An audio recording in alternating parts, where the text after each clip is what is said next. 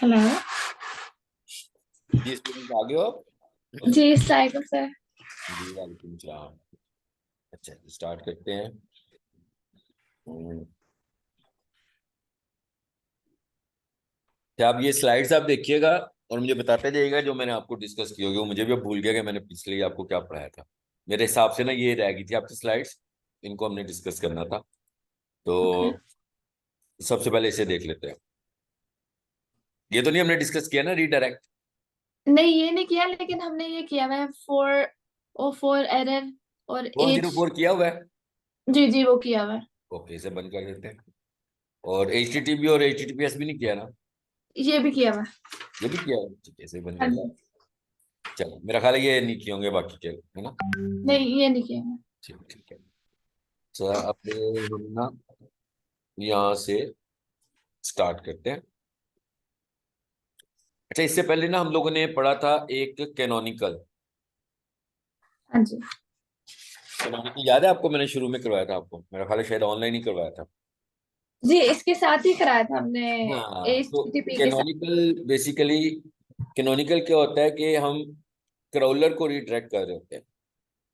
ठीक है। क्रॉलर को हम ये बता रहे होते हैं कि भाई हमारे पास हमारी वेबसाइट पर एक डुप्लीकेट कंटेंट है, तो उस कंटेंट पर आपने नहीं आना। तो फिर बेसिकली वो भी रीडायरेक्ट है, ये भी रीडायरेक्ट है। इन दोनों को मैं बेसिकली आपस में इंटरेक्ट इसलिए कर रहा हूँ कि ये अभी हम जो पढ़ने जा रहे हैं ये भी रीडायरेक्ट है, और जो हमने कैनोनिकल पढ़ा था वो भी रीडायरेक्ट है। फर्क सिर्फ इतना है कि जो कैनोनिकल रीडायरेक्ट था वो क्राउलर को रीडायरेक्ट करते थे हम सिर्फ। यानी क्राउलर एक डुप्लीकेट पेज पर आता था, तो उसे हम ये ठीक है। कहते थे कि भाई ये डुप्लीकेट पेज है, इसको क्रॉल नहीं करो, बल्कि जो इसका असल वाला पेज है उसको क्रॉल करो। तो क्रॉलर को हम रीडायरेक्ट कर देते थे, लेकिन ठीक है। विजिटर को हम रीडायरेक्ट नहीं करते थे। सो कैनोनिकल को हम लोग विर्चुअल रीडायरेक्ट भी कहते हैं। दो तरह के हमारे पास रीडायरेक्ट हैं, एक विर्चुअल रीडायरेक्ट और एक फिजिकल रीडायरेक्ट। फिजिकल ठीक है। रीडायरेक्ट का मतलब यह है कि हम यूजर को भी रीडायरेक्ट कर रहे हैं। लेकिन इसमें हम क्या कह रहे हैं कि हम यूजर को भी रीडायरेक्ट करेंगे और सर्च इंजन को भी। सर्च इंजन का मतलब क्राउलर को भी रीडायरेक्ट करेंगे। ठीक लेकिन है। जो कैनोनिकल हमने पढ़ा था उसमें यूजर, मिसाल के तौर पर अगर कोई बंदा किसी वेबसाइट के अबाउट अस के पेज पर जाता है तो वो रीडायरेक्ट नहीं होगा, वो अबाउट अस का पेज ही खोलेगा। लेकिन अगर मेरा अबाउट अस के पेज में कोई डुप्लीकेट कंटेंट है जो कि होम पेज पर भी पड़ा हुआ है, तो फिर हम क्राउलर को ये कहते हैं कि भाई इसको क्राउल नहीं करो, बल्कि इसकी बजाय होम पेज को क्राउल करो। तो वो हमारा विजुअल रीडायरेक्ट कहलाता है, और ये हमारा फिजिकल रीडायरेक्ट है। आपको समझ आ रही है? जी जी आगे। ओके। तो अब हम देखने लगे इसका मतलब क्या हुआ कि जो हमने कैनोनिकल पढ़ा था वो वर्चुअल रीडायरेक्ट था। वर्चुअल रीडायरेक्ट को आसानी से, वैसे तो आप कैनोनिकल के लेक्चर को रिविजिट करेंगे आपको समझ में आ जाएगा। सो जी वर्चुअल रीडायरेक्ट का मतलब सिर्फ और सिर्फ क्राउलर को रीडायरेक्ट करना, ठीक है। विजिटर्स को रीडायरेक्ट करना नहीं। लेकिन जब हम फिजिकल रीडायरेक्ट की बात करेंगे तो इसमें दोनों रीडायरेक्ट होंगे, क्राउलर भी चला जाएगा उस पेज से और विजिटर भी उस पेज से चला जाएगा। मिसाल के तौर पर इसकी आसान सी मिसाल ये है, जैसे मैं लिखता हूँ www.geo.tv। सो जब मैं जियो टीवी की वेबसाइट को खोलूंगा, तो जियो टीवी की वेबसाइट खोल के एंटर करूंगा ना, तो अगर फॉर एग्जांपल ARY की वेबसाइट खुल जाती है तो इसका मतलब क्या हुआ कि ये रीडायरेक्ट हो गया। यानी कि हम वेबसाइट कोई और खोलें और उसके बाद वेबसाइट खुल कोई और रही हो। मिसाल के तौर पर मैं लिखता हूँ www.geo.tv, लेकिन जैसे ही मैं लिख के एंटर करता हूँ तो हमारी जो दूसरी वेबसाइट खुलती है वो खुल जाती है www.DC किचन। चलिए इसकी एग्जांपल ये ले लेते हैं। तो अभी हमें पता लग गया ना कि ये रीडायरेक्ट हो रही है। यानी हम जी। वेबसाइट तो जियो टीवी खोल रहे हैं, लेकिन एक्चुअली जी वेबसाइट जियो टीवी नहीं खुल रही बल्कि DEC किचन खुल रही है। सो इट इज ठीक है। Example of redirect. ठीक है। अब इधर आ जाते हैं। ये तो हमें पता लग गया कि रीडायरेक्ट क्या होता है, ठीक है। अब हम ये जी देखते हैं कि हमारे पास रीडायरेक्ट्स कितने हैं। हमारे पास दो रीडायरेक्ट्स हैं, एक कहलाता है 301 और एक कहलाता है 302। 301 का जो रीडायरेक्ट होता है इसको हम बोलते हैं कि ये परमानेंट रीडायरेक्ट है। इसका क्या मतलब है? इसका मतलब है कि URL has been move permanently to another URL. So अगर हम ये वाला रीड, एक तो हम ये समझ लेते हैं कि ये रीडायरेक्ट लगते कहाँ से हैं। ये रीडायरेक्ट सी पैनल में जाके लगते हैं। मैंने आपको सी पैनल का बताया था ना, जहां पर हम वेबसाइट को जी करते हैं। तो उस जगह जी पर जी जाकर ये हम इंफॉर्मेशन दे रहे होते हैं कि भाई अब ये वाली वेबसाइट नहीं खोलनी बल्कि ये वाली वेबसाइट खोलो। ठीक सो है। इनको अप्लाई करने के लिए हम सी पैनल का इस्तेमाल करते हैं। अच्छा, अब 301 कौन सा रीडायरेक्ट है? परमानेंट रीडायरेक्ट है। अब मिसाल के तौर पर हमने परमानेंट रीडायरेक्ट लगाया किसी वेबसाइट पर और साल भर हमने उसकी एसईओ भी की और साल के बाद ठीक। हमने उसको मूव कर दिया किसी दूसरी वेबसाइट पर। सो क्वेश्चन ये है कि क्या हमारी एसईओ भी साथ मूव करती है कि एसईओ खत्म हो जाती है और हमें नई साइट पे जाके दोबारा करनी पड़ती है? तो जब आपने 301 का रीडायरेक्ट लगाया होगा तो एसईओ साथ जी मूव करेगी। यानी आपको एसईओ की टेंशन नहीं है कि भाई क्योंकि मैंने पहली वेबसाइट एसईओ की थी तो मैं 301 लगाता ही नहीं हूँ। आप जैसे ही 301 लगाओगे तो जितनी भी एसईओ आपने की होगी सारी शिफ्ट करेगी। यानी ठीक है। 301 redirect passes between 90 to 99% of link equity. Link equity का मतलब है कि रैंकिंग पावर जो एसईओ हमने की हुई है वो। ठीक अब हम ये समझते हैं कि ये हम कर क्यों रहे हैं, मतलब हमें ये रीडायरेक्टर लगाने की जरूरत क्यों पेश आती है। एक जरूरत तो ये पेश आई कि हमारी, मैं सपोज करता हूँ मेरा एक क्लाइंट है, उसकी वेबसाइट 1988 में बनी थी। चले हम एग्जांपल ले लेते हैं, हम कहते हैं दस्तगीर इंजीनियरिंग के नाम से बनी थी। लेकिन अब ठीक है। 2023 में उनके बच्चों ने डिसाइड किया कि भाई इसका नाम जो है ना, ये दस्तगीर इंजीनियरिंग बड़ा ओल्ड मॉडल सा नाम है, तो हम इसका नाम ठीक। जो है वो चेंज कर लेते हैं, कुछ और नाम रख लेते हैं। लेकिन उनकी जो पुरानी ऑडियंस है वो तो www.dastagir-engineering.com पर ही जाती है। तो हम कहते हैं कि जब कोई भी राइट। dastagir-engineering.com पर आए तो वो कन्वर्ट हो और किस पर मूव कर जाए, यहाँ पे मूव कर जाए। अब मैं इसकी एग्जांपल यहाँ पर ये दे देता हूँ जो मैं आपको बता रहा हूँ। मैं कहता हूँ भाई कोई भी बंदा गूगल करे दस्तगीर इंजीनियरिंग को, लेकिन वो खुले कौन सी वेबसाइट, deckichen.org वेबसाइट खुले, तो इसका मतलब क्या हुआ, रीडायरेक्ट हो गई। इस दफा जो ये रीडायरेक्ट लगा, ये ये वाला रीडायरेक्ट दोनों पर लगा, क्राउलर पे भी लगा और विजिटर पे भी लगा, यानी क्राउलर भी यहाँ मूव कर गया और विजिटर भी मूव कर गया। ये तो एक एग्जांपल हो गई। ये 301 है। हाँ जी, 301 को पढ़ रहे हैं अभी हम। ठीक ये ठीक। एक एग्जांपल होगी। अब दूसरी एग्जांपल क्या है? दूसरी एग्जांपल ये है, अभी आपने स्लाइड देखी थी, आपने कहा मैंने एसएसएल पढ़ लिया है ना, प्रीवियस क्लास में जी पढ़ा था ना एसएसएल। जी एसएसएल मैंने आपको बताया था ना कि सिक्योरिटी है। जी एसएसएल ये है, ये लॉक बना हुआ आ रहा है, जी। ये मैं इस पर क्लिक करूं जरा तो क्या लिखा हुआ आ गया, HTTPS। हाँ जी यानी हमारी वेबसाइट HTTPS पर है, मतलब सिक्योर है। फॉर जी एग्जाम्पल हमारी वेबसाइट HTTPS पर ना होती और नॉन सिक्योर होती तो यहाँ पर लॉक तो नहीं होना था ना, जी। क्या होना था भला?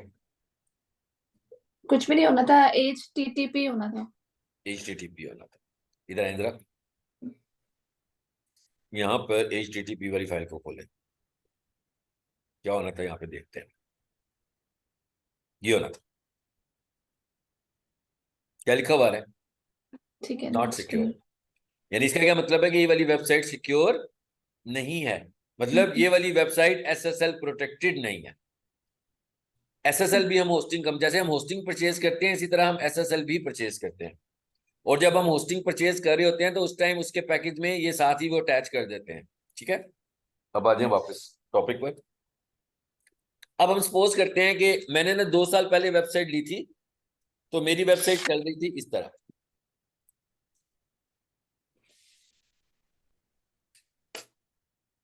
अब क्या हुआ, अब आपको पता लग गया ना ये वेबसाइट प्रोटेक्टेड नहीं है। जी अब क्या हुआ, मैंने कहा भी ये तो वेबसाइट प्रोटेक्टेड नहीं है, आजकल तो बहुत वेबसाइट्स हैक हो रही हैं और होस्टिंग कंपनी भी मुझे बार बार मैसेज कर रही है कि भाई आपकी वेबसाइट प्रोटेक्टेड नहीं है, आप SSL परचेज करें।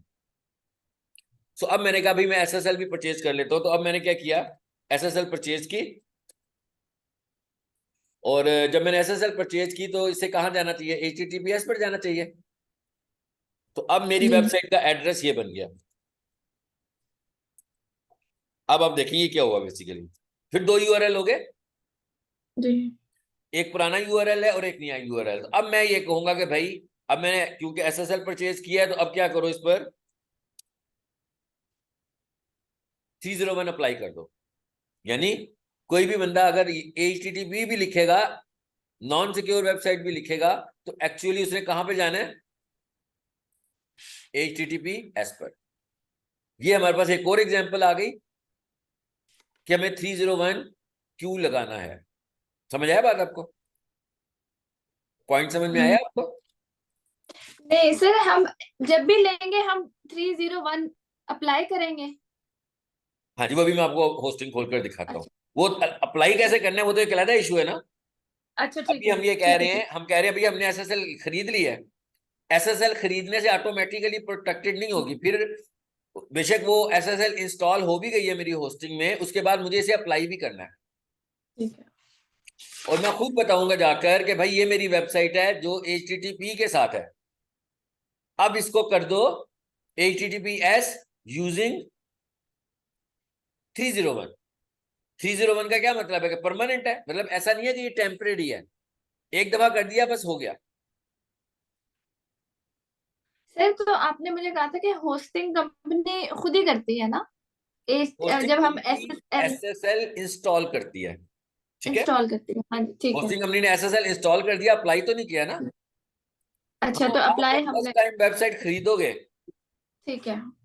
जब आपने अपनी वेबसाइट खरीदी होगी उस वक्त तो अप्लाई हुआ होगा ना, ठीक है। उस वक्त तो एफर्ट करने की जरूरत ही नहीं पड़ेगी। लेकिन जब मैंने वेबसाइट पहले खरीदी थी उस वक्त तो नहीं लगा हुआ था। और एक और चीज बताऊँ, ये एसईओ का फैक्टर भी है। इवन लगा भी अच्छा। हो ना तो हमें दोबारा से जाकर भी अप्लाई करना पड़ता है। ये एसईओ का फैक्टर है, जब हम एसईओ का स्कोर चेक कर रहे होते हैं।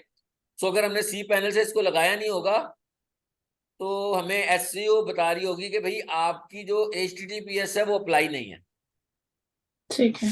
तो आपको HTTPS अप्लाई करेंगे, मैं आपको सी पैनल में ले आया हूँ। तो यहाँ पर जरा देखते हैं कि रीडायरेक्ट की पे आपको नजर आ जाएगा। डोमेन्स आ गया नजर रीडायरेक्ट, ये नीचे थर्ड, अच्छा। इधर जाएंगे, इस पर जाएंगे। अब आप देखें ऊपर आ गया, दोनों रीडायरेक्ट नजर आ रहे होंगे जो मैं पढ़ा रहा हूँ आपको। जी जी। अब आपने ठीक जोन सा है। रीडायरेक्ट लगाना होगा, फॉर एग्जाम्पल मैं कहता हूँ ये लगाओ। आप देखिए ऑलरेडी लगे भी हुए हैं, ये देख रहे हैं ना, लगे हुए हैं ना ये दो रीडायरेक्ट। जी जी। ठीक है। अब मैंने यहां पर आकर क्या कहना है, मैंने कहना है भाई इस वेबसाइट पे लगाओ, एग्जाम्पल के तौर पर मैं कह रहा हूं। और यहां आकर मैं क्या कह दूंगा, यहां आकर मैं कह दूंगा HTTPS। इसमें तो ऑलरेडी लगा हुआ है ना, मैं सिर्फ आपको समझाने के लिए लिख रहा हूं।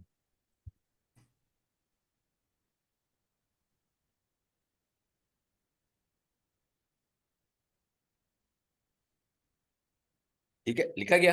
यानी अब आप देख रहे हो कि ये इस वेबसाइट को किस पे लेकर जाने लगी है, HTTPS पर। ठीक है। ये पहले हम सपोज कर रहे हैं कि HTTPS पर नहीं है।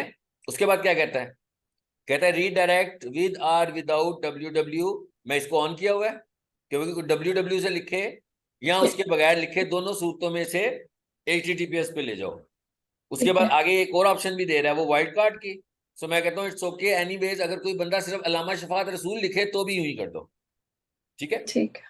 ठीक है। तो इसके बाद हम क्या करेंगे, बस ऐड करेंगे। जैसे ही हम ऐड करेंगे तो यहाँ पर ये 301 लिखा हुआ नजर आ गया। तो ये है इसको लगाने का तरीका, चाहे वो 1 हो चाहे वो 2 हो, दोनों को हम इस तरीके से लगाते हैं। अब आ जाए वापस इसमें। अच्छा सर, हम ये कर सकते हैं अगर किसी ने हमारी वेबसाइट की स्पेलिंग गलत लिखी है तो उस स्पेलिंग को, जो कॉमन मिस्टेक होगी, उसको भी ले आए हमारे पास कि नहीं? नहीं नहीं, इसको हम यूं नहीं कर सकते, लेकिन अगर कुछ हल्का फुल्का आगे पीछे होगा तो गूगल खुद ही दिखा देगा। अच्छा ठीक है। हम्म। अच्छा, ये तो था हमारा 301 का यूआरएल, परमानेंट यूआरएल था, ठीक है। ये कह रहा है कि इससे सही। आप साइट का प्रोटोकॉल भी परमानेंट चेंज कर सकते हैं, ये जो भी मैंने आपको करके दिखाया। ठीक है। अब दूसरा जो रीडायरेक्ट है वो है टेम्परेरी रीडायरेक्ट। ये नाम से ही अंदाजा हो रहा है कि ये लाइफ टाइम नहीं है, ये परमानेंट नहीं है, ये टेम्परेरी है। ये आप अगर वक्ती तौर पर करना चाहो तो आप इसको यूज करते हो। इसे क्यों यूज करते हैं, जैसे हम कहेंगे भाई किसी जगह पर कोई मेंटेनेंस हो रही होती है किसी शॉप में, तो वो कहते हैं कि भाई इस शॉप को आर्जी तौर पर हमने बंद किया हुआ है, अब थोड़ी देर ठीक के है। बाद खोल देंगे। इसी तरह अगर आपने अपनी वेबसाइट पे कोई मेंटेनेंस वर्क करना हो तो उस वक्त ठीक। जब हमने कोई मेंटेनेंस करनी होगी तो हम उस वक्त बताएंगे। कहाँ की स्लाइड हमारी, या जी। सर इसके साथ मूव होता है एसईओ? हाँ जी बिल्कुल, नहीं ये बताने लगो ना फर्क क्या है, अच्छा। बताने लगो। अब टेम्परेरी तौर पर बहुत सारे काम हो सकते हैं जिसमें वक्ती तौर पर यूज करना हो इनको, ठीक है। अब सबसे पहले हमें ठीक। ये समझना है कि क्या इसके साथ जो आपने क्वेश्चन किया है कि एसईओ मूव करेगी, बिल्कुल नहीं करेगी, क्योंकि हम टेम्परेरी कर रहे हैं। अगर टेम्परेरी तौर पर एसईओ मूव करेगी तो भाई एसईओ का तो अपना टाइम भी होता है, एक ठीक है। टाइम पीरियड होता है किसी को इफेक्टिव करने में। इसलिए जब आप 302 लगाओगे तो एसईओ साथ बिल्कुल मूव नहीं करेगी। ठीक है। ठीक है। अच्छा, अब ठीक है। कई लोग क्या करते हैं, उन्हें लगाना तो टेम्परेरी होता है, लेकिन क्योंकि इसके साथ एसईओ मूव नहीं करती, तो वो ये कहते हैं कि हम यूं करते हैं, परमानेंट ही लगा लेते हैं, और फिर महीने अच्छा। के लिए लगाना है, 10 दिनों के लिए लगाना है, बाद में खत्म कर देंगे। तो जब इस तरह की प्रैक्टिस कोई रिपीटेडली करता है तो गूगल को पता लग जाता है, अच्छा। तो ये गूगल के अगेंस्ट चला जाता है, तो इस पे पेनल्टी भी होती है। ओके। ठीक है। सो इसलिए अगर आपको टेम्परेरी तौर पर करना हो तो आपको कभी भी 301 नहीं लगाना। अगर आपने रोल बैक करना है, बाद में जाकर रिवाइज करना है कि भाई अभी लगाया था अब हटा दो, जैसे मैंने परमानेंट लगाया वो तो मैं नहीं हटाऊंगा, लेकिन अगर सही मैं है। 301 लगाऊं और हटा दूं, और फिर कुछ देर बाद लगाऊं और फिर हटा दूं, फिर गूगल को समझ आ जाएगा कि बेसिकली मैं कर क्या रहा हूं, मैं टेम्परेरी लगा रहा हूं अपनी तरफ से। सो इस पे आपको पेनल्टी भी मिलती है। अच्छा सर, अगर हमने एसएसएल ना ली, जी जी बोलें। अगर हमने एसएसएल परचेज ना किया हो और हम उसको रीडायरेक्ट करने की कोशिश करें एचटीटीपीएस पे, हाँ जी, अगर आपने वो नहीं एस होगा फिर? जी जी, अगर आपने एसएसएल ने लिया नहीं लिया तो फिर तो एरर ही आएगा, फिर एरर अप्लाई आएगा। नहीं होगी, ये तब अप्लाई होगी जब आपने एसएसएल परचेज की होगी। ठीक है। ठीक है। ठीक बल्कि उस पर ये सस्पिशियस एक्टिविटी भी शो करेगा। और है। अच्छा एबी ठीक। टेस्टिंग के लिए भी हम इसे यूज करते हैं। एबी टेस्टिंग का मतलब क्या होता है कि अगर हम अपनी वेबसाइट के 2 वर्जन चेक करना चाह रहे हो तो एक रीडायरेक्ट पे लगा देते हैं और दोनों को कंपेयर कर सकते हैं कि रिजल्ट कैसे आ रहे हैं। अगर हम अपने 2 वर्जन किसी भी जगह पर, जैसे मैं आपको लेक्चर दे रहा हूँ ना, तो मैं 1 घंटे का लेक्चर अभी दूँ, 1 घंटे का लेक्चर बाद में दूँ, और उसके बाद मैं टेस्टिंग करूँ कि भाई पहले वाला लेक्चर अच्छा था कि दूसरे वाला। So it is called AB testing. यानी जब हम अपनी किसी भी प्रोडक्ट के 2 वर्जन बना लेते हैं और उनको टेस्ट करते हैं तो उसे हम बोलते हैं एबी टेस्टिंग। ठीक है। ओके। अच्छा, नीचे मैंने एक वेबसाइट का यूआरएल दिया हुआ, कोरा, शायद आपसे पहले भी डिस्कस की हो, किए। नहीं नहीं, ये वाली नहीं की। कोरा जो है ना, वहाँ पर एक डिस्कशन फोरम है, इस पर जाकर जैसे आपने अपना लिंक्डइन का अकाउंट बनाया हुआ है, जी। इसी तरह आप इस पे भी अपना अकाउंट बनाइएगा। ये एफएक्यू क्वेश्चन है, हर टॉपिक के ऊपर हेल्प मिलती भी है और हेल्प देते भी हैं। आप भी किसी को कुछ इन्फॉर्मेशन दे सकते हो। तो इसका फायदा ये होता है कि इसको हम एज ए लिंक बिल्डिंग के तौर पर यूज कर सकते हैं। जैसे मिसाल के तौर पर आप लोगों को इन्फॉर्मेशन दे रहे हो कोरा पे जाकर, लेकिन आप दे इसलिए रहे हैं कि आप अपनी वेबसाइट की ट्रैफिक लाना चाहते हैं। अच्छा। तो आप ये कर सकते हैं कि पहले कुछ बेसिक इन्फॉर्मेशन कोरा पर दो, और डिटेल इन्फॉर्मेशन के लिए आप उसे लिंक पेस्ट कर दें।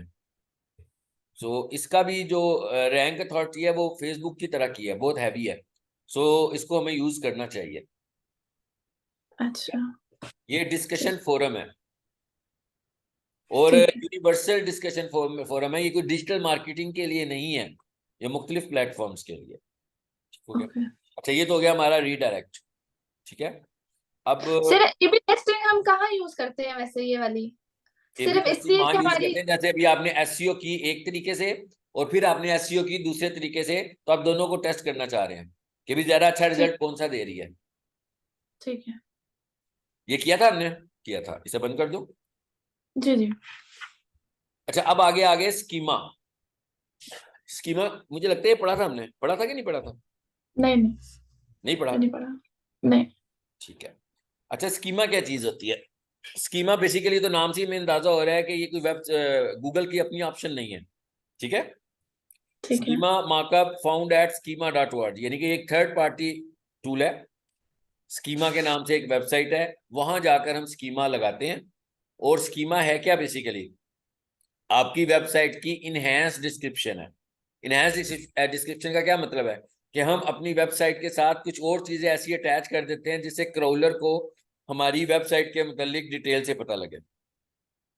अब ये देखें जरा, कितनी सारी इंफॉर्मेशन अटैच आ रही है साथ नीचे। सो ये वो जी। सारी इंफॉर्मेशन है जो मैंने स्कीमा बताकर इस वेबसाइट के मुतालिक बताया हुआ है। और नीचे आकर देखें, ये कुछ समझ आया आपको क्या है? ये डिटेल्ड इंफॉर्मेशन आ रही है। जी। डिटेल्ड इंफॉर्मेशन नीचे लिखी हुई आ रही है, तो ये हमने स्कीमा में जाकर बताया कि हमारी वेबसाइट किस चीज के मुतालिक है, तो उसकी वजह से ये सारी इंफॉर्मेशन हमें नजर आ रही है।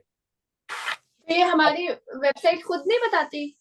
नहीं नहीं, देखें हमने क्या किया है, हमने वेबसाइट में टाइटल लिखा है ठीक और है। मेटा डिस्क्रिप्शन लिखी है, ऐसे ही है ना। मैं- हाँ जी बिल्कुल। बस ये लिमिटेड इन्फॉर्मेशन हमने दे दी, लेकिन अब हमने अपने बिजनेस की टाइप भी नहीं बताई, जैसे हम गूगल बिजनेस प्रोफाइल बनाते हुए बताते रहे कि भाई हमारे बिजनेस ठीक। की कैटेगरी क्या है। ठीक है। तो स्कीमा में जाकर हम डिटेल्ड इन्फॉर्मेशन अपने बिजनेस के मुतालिक दे देते हैं। अच्छा, अब ठीक है। Why schema is important in SEO. Schema markup is a code also called semantic vocabulary. Semantic vocabulary का क्या मतलब है कि आपकी वेबसाइट के टॉपिक के मुतालिक डिटेल्ड इंफॉर्मेशन आ जाती है। अभी आजकल जो है ना, गूगल ने एक और रिलीज भी लॉन्च की हुई है जिसमें उसने कहा है कि आपकी वेबसाइट की एसईओ जो है उसको भी सेमेंटिक करें। सेमेंटिक एसईओ करने का क्या मतलब है कि आप ज्यादा से ज्यादा अपने टॉपिक को एक्सप्लेन करें अपनी वेबसाइट के कंटेंट में। पहले जोर दे रहे थे हम कीवर्ड्स के ऊपर बहुत ज्यादा, अब वो कह रहा है कीवर्ड को करें, लेकिन उसके साथ साथ आप जिस टॉपिक पर आप हैं उस टॉपिक की ज्यादा से ज्यादा एक्सप्लेनेशन दें। क्योंकि जो विजिटर्स हैं वो जब आपकी वेबसाइट को ढूंढेंगे तो जरूरी तो नहीं है कि वो उन्हीं कीवर्ड से ढूंढें, वो हो सकता है कि उस कीवर्ड से रिलेटेड कोई टॉपिक ढूंढें, जी। बेस पर भी आपकी वेबसाइट को आना चाहिए। ठीक है, सो ये ठीक पहले है। से क्या कर रहा है कि ये सेमेंटिक वोकैबुलरी बना देता है आपकी वेबसाइट के मुतालिक। अच्छा, और नीचे है ठीक। स्कीमा फिर जो तो है हमने इसकी सिर्फ, जी। हमने इसकी वेबसाइट पे जाके सिर्फ, सिर्फ इसकी वेबसाइट पे जाके हमने सिर्फ डिस्क्रिप्शन दे देनी है, डिटेल, हाँ, दैट्स वो इट। अभी मैं बताता फिर हूँ हमने कैसे अपनी देनी है। वेबसाइट। जी जी बिल्कुल, अच्छा। उधर जाकर फिर- जो है ना हम इंफॉर्मेशन देंगे, लेकिन वो मैं भी आपको बताता हूँ हमने कैसे देनी है। अभी जरा इसको ओ, अंडरस्टैंड कर ली है क्या। ठीक है। अच्छा, उसके बाद एक रिसर्च ये भी कहती है कि ऐसी वेबसाइट जिन्होंने स्कीमा यूज किया हो वो पहली 3 पोजीशन पे लाजमी आती है। यानी ये स्टडी ये भी शो करती है कि ऐसी वेबसाइट जिन्होंने स्कीमा यूज किया और ऐसी वेबसाइट जिन्होंने स्कीमा यूज नहीं किया, तो जो पहले 3 नंबर पर वेबसाइट्स आ रही होती हैं वो आमतौर पर वही वेबसाइट्स होती हैं जिन्होंने स्कीमा यूज किया होता है। तो इसका मतलब क्या हुआ कि एसईओ का बहुत स्ट्रॉन्ग फैक्टर है। ठीक है। अच्छा, अब हाउ डज स्कीमा अफेक्ट, ये मैंने एग्जांपल आपको दे दी कि भाई ये बहुत ज्यादा इंपॉर्टेंट रोल है इसका। अब यहां पर आ गए हम स्कीमा वैलिडेटर पर। ये अब हम देखने लगेंगे कि क्या देखें, सबसे पहला टास्क तो यही होगा ना, हम चेक करेंगे कि क्या स्कीमा है कि नहीं है। तो अगर आपने ये ठीक। टेस्ट करना है किसी वेबसाइट का, यानी मैं ये एसईओ ऑडिट ही कर रहा हूं और मैं देखना चाहता हूं कि इसका स्कीमा है कि स्कीमा नहीं है, तो मैं क्या करूंगा, किसी भी वेबसाइट पर जाऊंगा, उस वेबसाइट का नाम लिखूंगा। जैसे किस तरह जाना है हम लोगों ने, इधर आएंगे, यहीं से चले जाते हैं। इस पर क्लिक किया मैंने, ये लिंक पर चले गए। वेबसाइट का नाम था validator.schema.org। आ गए यहाँ पे। जी। यहां पर आकर हम अपनी वेबसाइट का नाम दे देंगे जिसका हम स्कीमा चेक करने जा रहे हैं। जैसे मैं इसका नाम लिखता हूं पहले,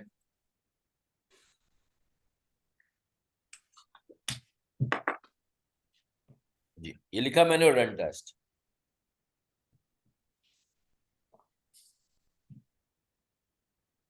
जी डिटेल्स आ गई हैं। देखिए राइट साइड पर आ गया ना कि भाई ये क्या है। अब आप देखो ये कितनी सारी इंफॉर्मेशन आ रही है। जी। अभी हम सिर्फ ये देख रहे हैं कि जी। हमने जी। इसका स्कीमा बनाया हुआ है, अभी हम बाद में देखते हैं कि बनाया कैसे है। अभी हमें सिर्फ ये पता लग गया कि स्कीमा है। ठीक है। अब मैं एक और वेबसाइट खोलता हूँ, stars.edu.pk। चलो इस वेबसाइट को खोलते हैं और इसको भी मैं वहां पे लिखता हूँ। कैसे लिखेंगे, ये न्यू टेस्ट पे जाएंगे और यहाँ वेबसाइट दे देंगे।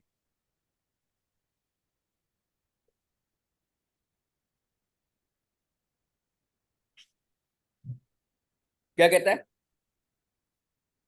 No items detected.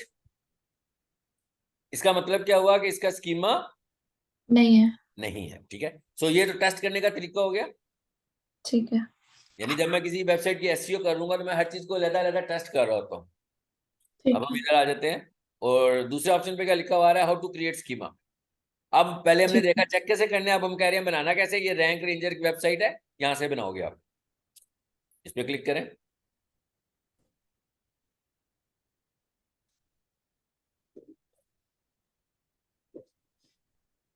ये रखें आगे लिस्ट हमारे पास। ये बनाने का तरीका है। सबसे पहले क्या ठीक है। लिखा हुआ है, सबसे पहले लिखा हुआ आ रहा है which schema would you like to create, कह रहा है भाई किसका स्कीमा बनाना है। जरा यहाँ पर देखिएगा, पहले तो मैं आपको दो बताता हूँ, एक है एफएक्यू, एक एफएक्यू स्कीमा और एक हाउ टू स्कीमा। ये अभी ले- गूगल की पिछले माह लेटेस्ट रिलीज आई थी, उन्होंने कहा कि भाई ये वाले जो जो स्कीमाज है ना, इनको भी फिलहाल हम रोक रहे हैं। उसकी वजह क्या है कि अच्छा। एफएक्यू स्कीमा बहुत स्ट्रॉन्ग स्कीमा था। इसको लगाने से क्या होता था, हम बहुत सारे एफएक्यू क्वेश्चंस बनाते थे और उसके अंदर हमारे हम्म, बहुत सारे कीवर्ड्स फॉलो करते थे, तो उससे वेबसाइट बहुत जल्दी रैंक करती थी। सो अच्छा। कई लोगों ने एफएक्यू को स्टफ करके वेबसाइट्स को रैंक करवाया।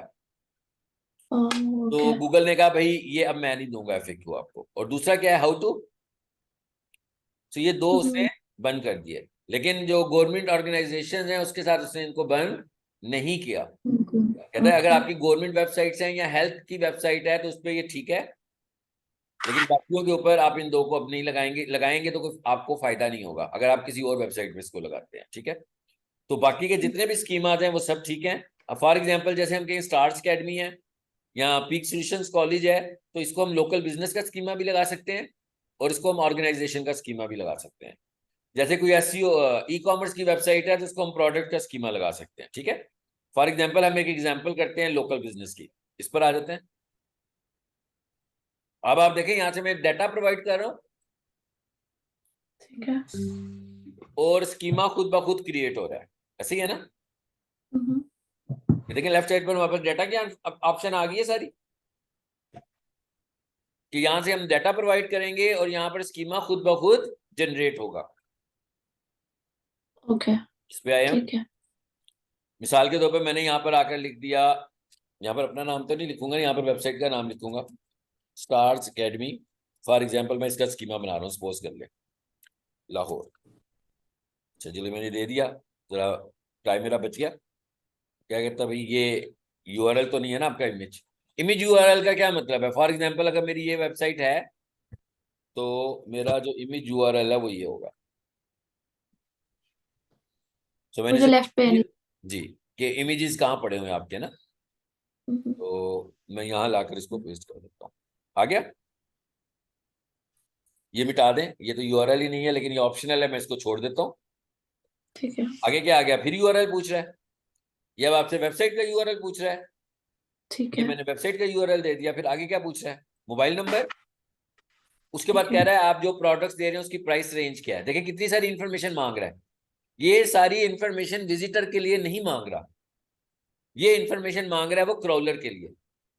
क्योंकि जब ठीक है। मैं क्रॉलर को इंफॉर्मेशन प्रोवाइड करूंगा तो इस तरह का कोई डाटा क्यूरी होगा तो क्रॉलर मेरी वेबसाइट उसको दिखा देगा। अब आपको बात समझ में आई है। समझ आ गई। अब ये मैंने बना दिया, काफी सारी इंफॉर्मेशन दी। उसके बाद आगे क्या कह रहा है, फेसबुक। अपनी प्रोफाइल्स भी हम यहाँ पर ऐड कर सकते हैं, इस पर क्लिक करें। यानी फेसबुक, ट्विटर, लिंक्डइन, ठीक है। जितने भी आपके सोशल मीडियाज हैं सारे के सारे मैं यहाँ ऐड कर सकता हूँ। मिसाल के तौर पर मैं इधर आया, एक ऐड कर देता हूँ। मैं कहता हूँ भाई इसको ऐड करो। इसको मैंने राइट क्लिक किया, ये पेज पर आया, यहाँ से कॉपी किया और यहाँ लाकर पेस्ट कर दिया, ऐड प्रोफाइल हो गई। देखें, ठीक इधर है। आकर देखें कोड खुद ब खुद जनरेट हो रहा है ना। हाँ जी। इस तरह मेरी और भी जो प्रोफाइल्स होंगी मैं वो यहाँ पर भी आकर ऐड कर दूंगा। और अगर आपने ये ठीक है। ऑप्शन ऑन करनी है फाइन, नहीं तो अगर आपने स्पेसिफिक टाइमिंग देनी होंगे तो वो यहाँ से हम टाइमिंग भी दे सकते हैं। तो ये तरीका है स्कीमा बनाने का। अब ये स्कीमा बन गया, इसे मैं यहाँ से कॉपी करूंगा, कॉपी हो ठीक गया। है। और नहीं वेबसाइट पे मैंने पेज। शायद कुछ सिलेक्ट नहीं किया, अब कॉपी कर लेते हैं जी। अब ये कॉपी हुआ। अब बेसिकली ये स्कीमा आएगा कहां पर, ये स्कीमा सबसे आपकी टॉप। वेबसाइट के हेड में आएगा। हाँ जी। ठीक है, ठीक है। सो मैं वेबसाइट ठीक। के हेड में जाता हूँ। एग्जाम्पल के तौर पर मैं कहता हूँ भाई कौन सी वेबसाइट है, सपोज करते हैं कि ये सोफा वाली है। तो इंडेक्स की फाइल ये है, इस पर राइट क्लिक करें और edit.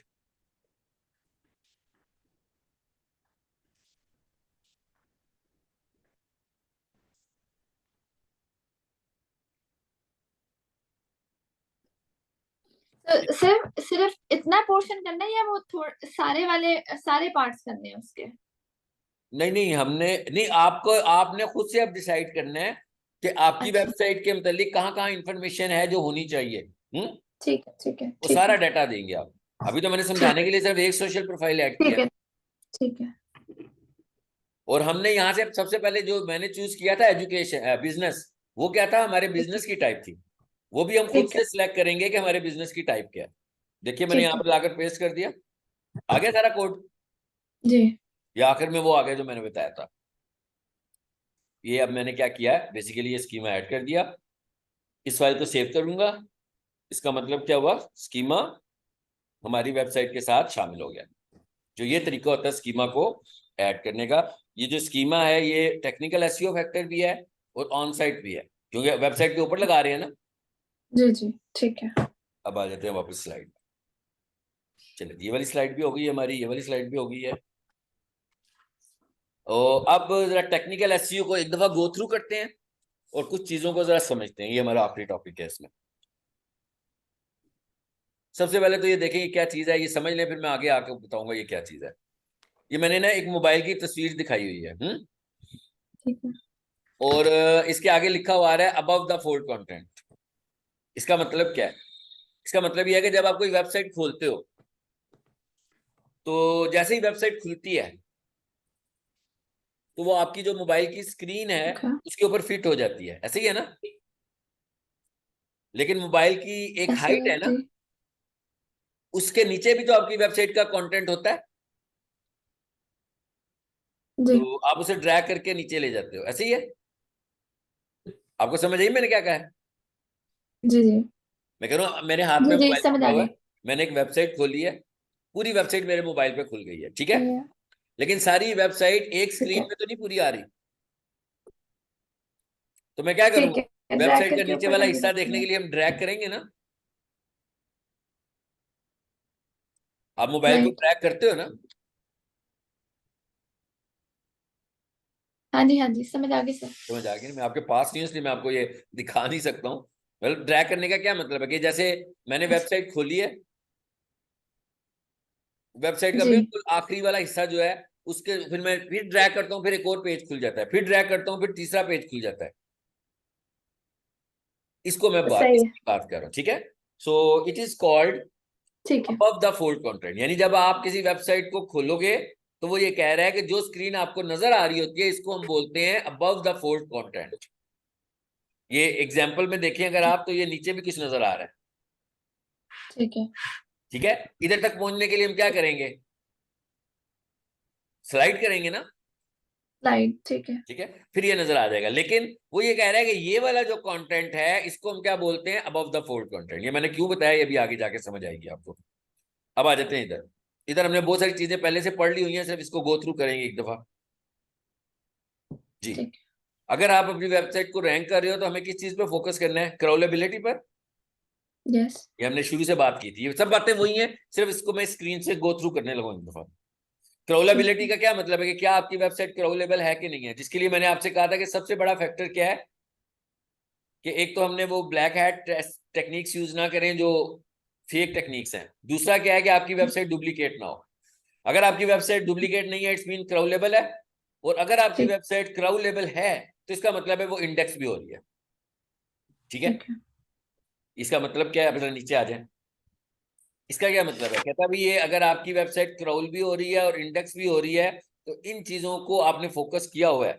Number one, site architecture, क्या आपकी वेबसाइट सर का हम डिजाइन। सर हमने इंडेक्स पढ़ा था। जी जी, नहीं नहीं पढ़ा नहीं है हमने। हमने एक अच्छा, टॉपिक पढ़ा था जिसमें हमने कहा था कि सबसे पहले गूगल क्या करता है, क्रॉल करता है आपकी वेबसाइट को। ठीक है, ठीक है, उसके बाद जब आपकी वेबसाइट क्रॉल हो जाती है तो वो उठाकर अपने एक सर्वर पे ले जाता है जिसे हम बोलते हैं इंडेक्सिंग सर्वर। इंडेक्स, ठीक है, ठीक है, उसके अंदर जाकर वो वेबसाइट इंडेक्स होती है, बिल्कुल ऐसी है जैसे स्टूडेंट्स के पेपर चेक करें तो उसके बाद हम उनको तरतीब लगा देंगे भाई किसके नंबर ज्यादा ठीक, आए हैं, या रोल नंबर 1 ऊपर कर लें, रोल नंबर 2 नीचे कर दें, ठीक है, ठीक है, ठीक है। ठीक है, ठीक, तो कहता है भाई ठीक है, अब आपके एसईओ के फैक्टर्स क्या हैं। कहता है एक एसईओ का फैक्टर है साइट आर्किटेक्चर, कि आपकी वेबसाइट ठीक का है, साइट आर्किटेक्चर कैसा है, मतलब इसमें आपका मेन्यू आता है बहुत ज्यादा, ठीक है। ठीक है, कि मेन्यू आपने सही डिफाइन किया हुआ। दूसरी चीज क्या आ जाती है, एक्सएमएल साइट मैप ये भी टेक्निकल एसईओ का फैक्टर है। ठीक है। साइट में बनाया था ना। हाँ जी। उसके बाद साइट की स्पीड, अगर आपकी वेबसाइट की स्पीड 3 से कम होनी चाहिए, 3 सेकंड से कम। फिर क्या है, डुप्लीकेट कंटेंट नहीं होना चाहिए। सिक्योरिटी का क्या मतलब है, एसएसएल। ठीक है। यूजर एक्सपीरियंस का मतलब है कि आपकी वेबसाइट का यूजर एक्सपीरियंस कितना अच्छा है। यूजर एक्सपीरियंस मतलब मैंने वेबसाइट खोली है तो क्या उसके बटन ओवरलैप तो नहीं हो रहे। ठीक है। ठीक है। अच्छा, अब जरा नीचे आइए। अब एक टर्म हम इस्तेमाल करते हैं टेक्निकल एसईओ में, वो कहलाती है कोर वेब वाइटल्स। ठीक है। कोर ठीक वेब है। वाइटल्स। जी जी, कुछ कहा आपने। नहीं सर, कुछ भी नहीं। ठीक है। कोर वेब वाइटल जो है ये बेसिकली गूगल के 3 मैट्रिक्स हैं। ठीक है। जिनकी बेसिस ठीक है। पर वो ये डिसाइड करती है कि आपकी वेबसाइट की स्पीड अच्छी है कि नहीं है। ये देखें, अगर हम इसको जनरल लैंग्वेज में बात करें तो हम कहेंगे लोडिंग, इंटरेक्टिविटी और विजुअल विजुअल स्टेबिलिटी। इसका क्या मतलब है, मैं किसी वेबसाइट को खोलता हूं तो उसका पहला फेज क्या होता है, वेबसाइट को लोड करने का होता है। ठीक है। उसका जो दूसरा फेज होता है वो क्या होता है, इंटरेक्टिव करने का फेज होता है। और तीसरा जो होता है उसकी विजुअल स्टेबिलिटी होती है। इसकी एग्जांपल यूं ले, मैंने दराज की वेबसाइट खोली है तो पहला फेज क्या है, जब आपने अपने मोबाइल पे लिखा वो लोड हो रही है ना। अभी जी। पूरे तरीके से लोड नहीं हुई है, अभी खुल रही है। कुछ चीजें नजर आई हैं, अभी कुछ चीजें नजर नहीं आ रही हैं। फिर क्या हुआ कि ठीक। आपको कुछ चीजें नजर आना शुरू हो गई हैं, लेकिन अभी भी उसके जो बटन्स बने हुए हैं वो ऊपर नीचे मूव हो रहे हैं, क्योंकि अभी ठीक तक है। वो पूरी वेबसाइट नहीं खुली है। और जो आखिरी फेज है वो क्या कहलाता है, विजुअल स्टेबिलिटी का। इसका क्या मतलब है, इसका मतलब है कि जब वो बिल्कुल फ्रीज हो जाएगी ना आपके सामने, बिल्कुल हिल नहीं रही, इसका मतलब क्या होगा, हमारी वेबसाइट पूरी तरीके से लोड हो चुकी है। ये जनरल मैंने ठीक आपको है। बताया। अगर मैं किसी वेबसाइट को देखूं तो जब हम किसी वेबसाइट को खोलते हैं तो पहला फेज कहलाता है लोडिंग, ठीक है। दूसरा फेज कहलाता है इंटरेक्टिविटी और तीसरा ठीक है। फेज कहलाता है विजुअल स्टेबिलिटी। तो वो ये कह रहा है कि जो पहला फेज होता ठीक है है। ना, इसको हम बोलते हैं एलसीपी। जी। LCP stands for largest contentful paint. अब मैंने आपको जो पहली ठीक। स्लाइड दिखाई थी ना, वो इसीलिए दिखाई थी। किस लिए दिखाई थी, जरा आए वापस पहली स्लाइड पे। लार्जेस्ट कंटेंटफुल पेंट, वो कहता है अबव द फोल्ड कंटेंट है जो आपका। अब ये देखे ना, ये है ना हमारा अबव द फोल्ड कंटेंट। जी यही वाला है ना। जी। वो ये कह रहा है कि अबव द फोल्ड जी। कंटेंट जी। में आपका जो सबसे बड़ा ऑब्जेक्ट है, जैसे मैं इसमें देखूं, इस तस्वीर में मुझे साफ पता लग रहा है कि ये तस्वीर बड़ा ऑब्जेक्ट है, ऐसे ही है ना। ठीक है। समझे, ये छोटा सा लोगो है, ये टेक्स्ट है, ये टेक्स्ट है, ये टेक्स्ट है, ये टेक्स्ट है, ठीक। ये टेक्स्ट है, ये तस्वीर है। तो नो डाउट साइज किसका बड़ा होगा, इस इमेज पिक्चर का का। साइज भी बड़ा होगा। तो हम इस ठीक है। तस्वीर की एग्जांपल में ये कह सकते हैं कि इसका जो एलसीपी है वो क्या है, ये तस्वीर है। सही है। अब आ जाए इधर, स्लाइड में वापस आए।